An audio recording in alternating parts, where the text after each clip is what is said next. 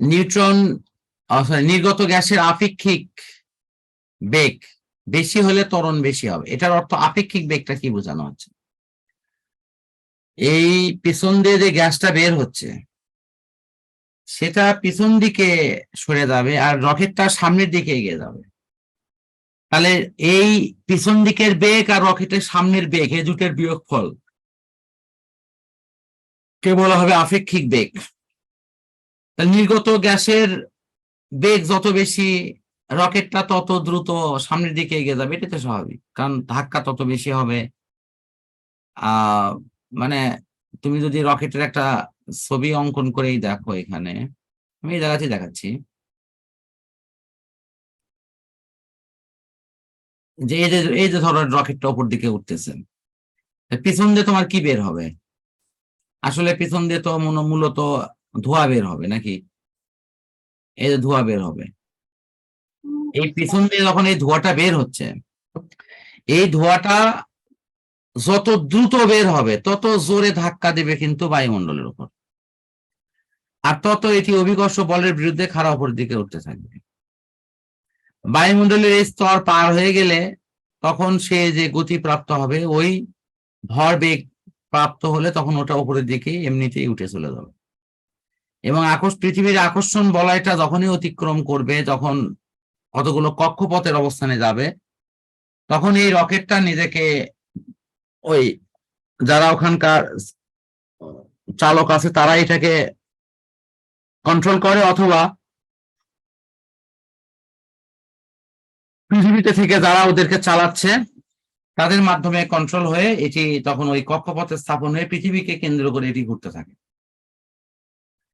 এবং এই ঘূর্ণন অবস্থায় একটা নির্দিষ্ট গতি নিয়ে এটা ক্রমান্বয়ে উপরের দিকে উঠতে থাকে। কারণ রকেটের জ্বালানি যদি কন্টিনিউয়াসলি পুড়ে ওই মঙ্গল গ্রহে অথবা চাঁদে যেত, তাহলে এটা মাঝ রাস্তা তো দূরের কথা, অনেক আগেই এর জ্বালানি পুড়ে শেষ হয়ে যেত। ওই ব্যক্তি বা ওই সিস্টেমের কোনোদিনই পৃথিবীতে ফিরে আসা সম্ভব হতো না, এটা মহাকাশে সে হারিয়ে যেত। কিন্তু আমি এই কিভাবে উপরে ওঠে কিভাবে নামে এর পুরো ভিডিও দেখেছি, সেখানে মূলত এই বিষয়টি উল্লেখ আছে যে একটা নির্দিষ্ট সময় পর ওই ইঞ্জিনগুলোকে অফ করে দেওয়া হয়। এখানে আছে দেখো, রকেট মহাশূন্যে চলতে পারে কিন্তু জেট ইঞ্জিন পারে না। মহাকাশে রকেটকে চালনা করার জন্য রকেটের জ্বালানির সাথে অক্সিজেন পরিবহন করে নিয়ে যাওয়া হয়, যে কারণের জন্য রকেটের অক্সিজেন প্রয়োজন পড়ে না, ওর সাথেই অক্সিজেন থাকে। অন্যদিকে জেট ইঞ্জিন সেটা তো আর ওই ট্যাঙ্ক ভর্তি করে অক্সিজেন নিয়ে যায় না, সে বায়ু থেকেই অক্সিজেন গ্রহণ করে এবং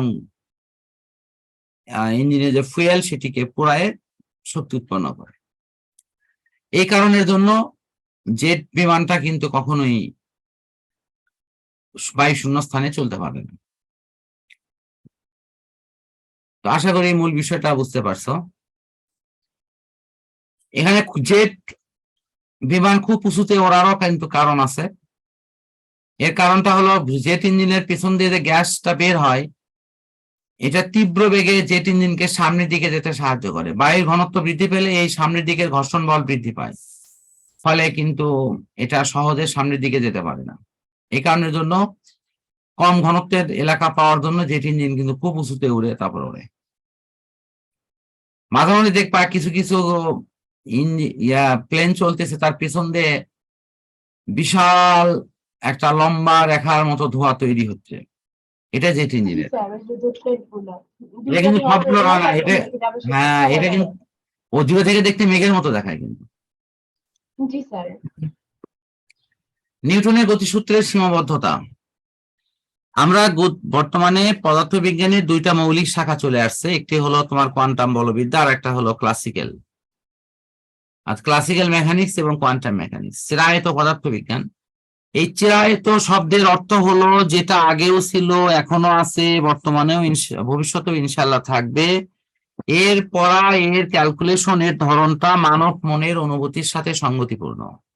কিন্তু কোয়ান্টাম মেকানিক্সে যেটা শেখানো হয় সেটা আমাদের অনুভূতির সাথে সঙ্গতিপূর্ণ নয়।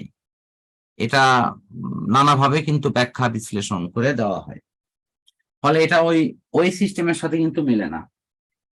এই বিষয়গুলো এখানে উল্লেখ আছে।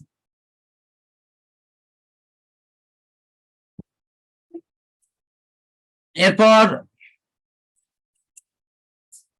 এই যে আপেক্ষিক তত্ত্বর ব্যাখ্যা, এটা কোয়ান্টাম মেকানিক্স থেকে ব্যাখ্যা দেওয়া যায়, কিন্তু ক্লাসিক্যাল অংশ অর্থাৎ নিউটনীয় বলবিদ্যা এটিকে সমর্থন করে না। তারপরে কৃষ্ণ বস্তুর বিকিরণ, ওই তাড়িত চুম্বক এরকম ফোটন যেগুলোর ব্যাখ্যা দেওয়া হয় মূলত এগুলো নিউটনীয় বলবিদ্যায় নাই। সীমাবদ্ধতার ক্ষেত্রে এই বিষয়গুলো একটু নৈর্ব্যক্তিকের জন্য খুবই ইম্পর্টেন্ট। এগুলো আমি এই জন্য তোমার পয়েন্টগুলো একটু নজরে নিয়ে আসতেছি, অনেক সময় আমরা হয়তো এগুলো খুব ভালো করে খেয়াল করি না। ধ্রুব ভরের ক্ষেত্রে নিউটনীয় গতিসূত্র প্রযোজ্য। তুমি নিশ্চয়ই জানো যে আপেক্ষিক তত্ত্বে ভর কিন্তু পরিবর্তনশীল, অর্থাৎ পৃথিবী গতি বৃদ্ধি পেলে ভর বৃদ্ধি পায়। পড়নি ভরের আপেক্ষিকতায়? ওইটা তো মনে হয় তোমার এখনো পড়নি তুমি। আপেক্ষিক তত্ত্ব আছে হলো তোমাদের সেকেন্ড পেপারের 8ম অধ্যায় আছে। জি স্যার, এটা আধুনিক পদার্থবিদ্যা। হ্যাঁ হ্যাঁ, আমি শুধু একটা তোমাকে এটা দিচ্ছি, সেটা হলো নিউটন বলছে যে ভর হলো ইউনিভার্সাল কনস্ট্যান্ট, কিন্তু বিজ্ঞানী আইনস্টাইন উনি বলছেন না, এটি সত্য নয়, ভর বস্তুর গতির সাথে সংশ্লিষ্ট। এবং উনি এমন একটা থিম আমাদের কাছে উপস্থাপন করছেন যেটি আমাদের অনুভূতির সাথে মেলে না।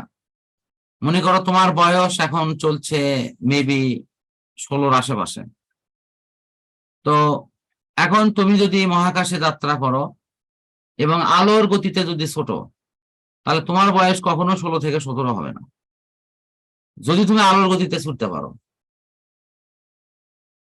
আর পৃথিবীতে যে তোমার বড় বোন থেকে যাচ্ছে, ওর বয়স যথারীতি সাল পরিবর্তন হবে, বয়স বাড়বে, তুমি 10 বছর পরে এসে তোমার বয়স 26 না হয়ে ওই 16ই থাকবে। এখন তুমি এটা কোনোদিনই তোমার কোনো মনের অনুভূতির সাথে বা কোনো বিদ্যা দিয়ে তুমি এটি ব্যাখ্যা দিতে পারবে না। জি স্যার। হ্যাঁ, তখন তোমার বড় আপু, তার বয়স 20 থেকে 30 হবে, আর তুমি 16 থেকে 16ই থাকবা, এটা তো তখন তুমি বলবা যে এটা মানা যায় না, এটা কেমনে হয়? আচ্ছা, দ্বিতীয় অপশন আসো। এটা এই ব্যাখ্যাটা সাথে কিন্তু আমাদের বেহেশত দোজখের ব্যাখ্যা মেলে। আমরা জানি না আসলে এই বিদ্যাটাও আমাদের পরিপূর্ণ নয়, আল্লাহ পাকই একমাত্র ভালো জানেন। তো ওইখানে পড়ার অবস্থায় আমরা যেটা জানি আর কি, সেটা হলো যে আমরা ধারণা করতে পারি যে বেহেশত সেটি আলোর গতিতে আল্লাহ তাআলা তাকে ছুটাবেন, বা যদি বেহেশত আল্লাহ তাআলা অলরেডি বানাইয়া থাকেন, সেটিকে তিনি ছুটাই নিয়ে যাচ্ছেন। আর আমরাও কিন্তু পৃথিবীতে বসে নেই, পৃথিবী কিন্তু প্রতি ঘন্টায় 43,000 কিলোমিটার পার আওয়ার বা এর কিছু কম বেশিতে পৃথিবী কিন্তু ছুটছে, এই সৌরজগৎটাই ছুটে যাচ্ছে। তাহলে আমরা একটা উড়ন্ত জাহাজে বসবাস করছি। এখন বলা হচ্ছে ওই বেহেশতের মধ্যে ঢুকবো, যে বেহেশত আলোর গতিতে ছুটছে, ফলে ওইখানে ঢোকার সময় আল্লাহ তাআলা আমাদের যে বয়স দিয়ে দিবেন, ওই বয়সটা বাড়বেও না কমবেও না। এটা ওই আপেক্ষিক তত্ত্বের ওই থিমের সাথে পুরোপুরি মিলে। তো মানুষের জীবনে সবচেয়ে বড় শত্রু হলো বার্ধক্য। মানুষ যখন যুবতী বয়স থাকে, তখন দিনকে রাত, রাতকে দিন মনে হয়, কোনো কার্যই তার কাছে কোনো ফ্যাক্টর না। বাট যখন বার্ধক্য আসে, তখন শরীর এবং মন একসাথে কাজ করে না, মন একটা চায়, শরীর আর এক দিকে যায়। তো এই অবস্থা যাদের তৈরি না হয়েছে তাদেরকে এটা বোঝানো সম্ভব না।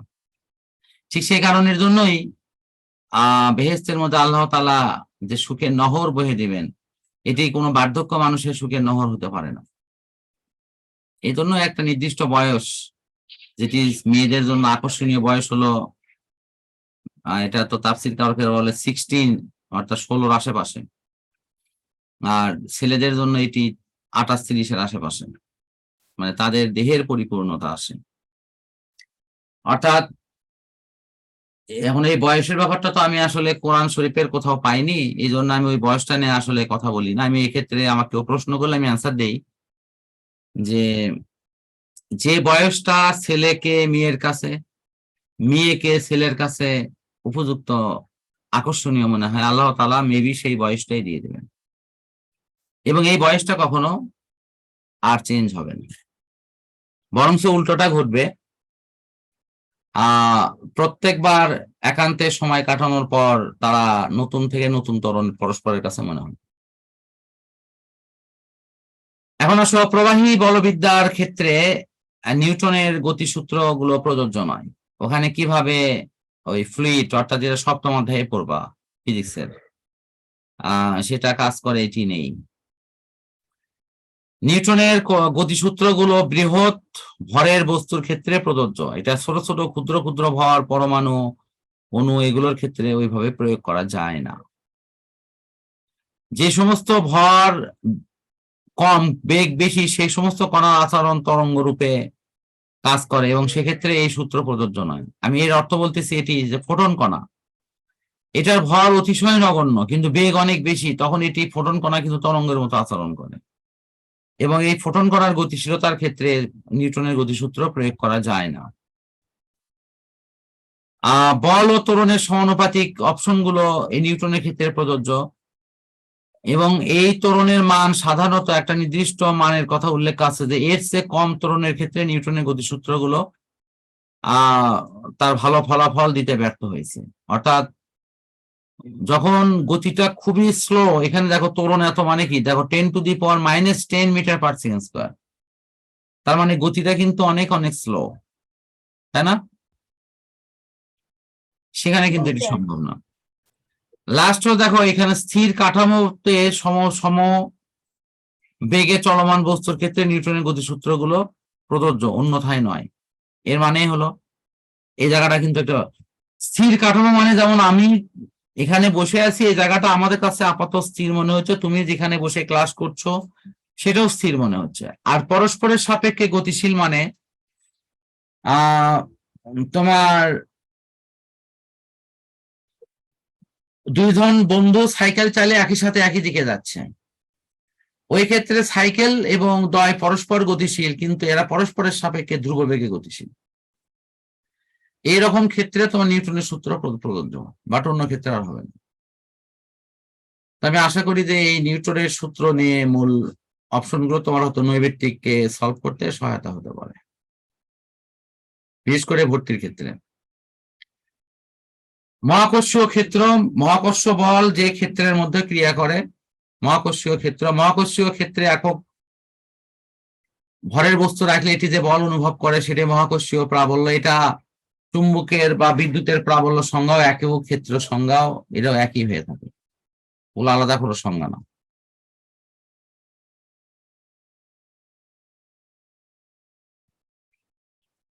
এখন আসো দেখো ভরবেগের সংরক্ষণশীলতা। আমরা জানি যে সংঘর্ষের ক্ষেত্রে সংঘর্ষের পূর্বে মোট ভরবেগ এবং সংঘর্ষের পরে মোট ভরবেগ সমান হয়, এবং এক্ষেত্রে দেখো একই রেখায় গতিশীল বস্তুর মধ্যে কামান থেকে গোলা ছোড়ার ক্ষেত্রে, রকেট নিক্ষেপের ক্ষেত্রে, বন্দুক থেকে গুলি ছোড়ার ক্ষেত্রে, এগুলোতে কিন্তু অনায়াসে এগুলো প্রয়োগ করা যায়।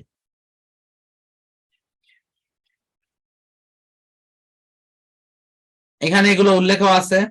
একই রেখায় যখন গতিশীল হয় তখন সংঘর্ষটা 3 রকম হয়: স্থিতিস্থাপক, অস্থিতিস্থাপক আর আংশিক স্থিতিস্থাপক।